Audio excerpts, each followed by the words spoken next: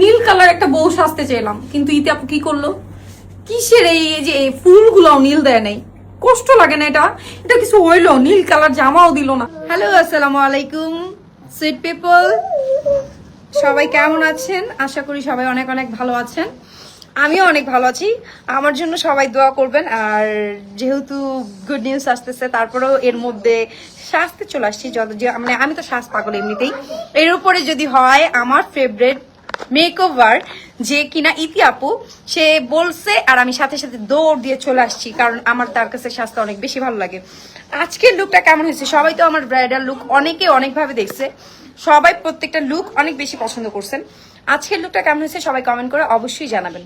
আমার পার্সোনালি সব সময় থেকে আজকে অনেকটা ডিফারেন্ট লুক দিছে, যার কারণে আমার কাছে অনেক বেশি ভালো লাগছে। একটু ফাইনালি অবশ্যই অবশ্যই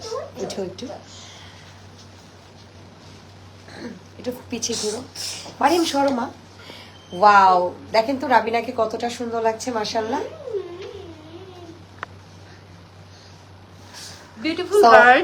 এই তো চলে আসছে আপনাদের ইতি আপু, কেমন লাগছে বলেন, অবশ্যই কমেন্ট করে জানাবেন। ইতি আপুর হাতে কিন্তু জাদু ও আছে, আচ্ছা, একদম সে লুক টোটালি চেঞ্জ করে দিতে পারে। আমি চেষ্টা করি, আর কিছুটা সবাই দোয়া করবেন আমার জন্য। সবাই দোয়া করবেন, আর সবাই বেশি বেশি করে ইতি আপুর কাছে চলে আসবেন সাজার জন্য, আমার মতো ইনশাআল্লাহ, যারা ইনশাআল্লাহ। Crazy fan. হ্যাঁ, আসলেই তোমাকে মাশাআল্লাহ অনেক সুন্দর লাগছে।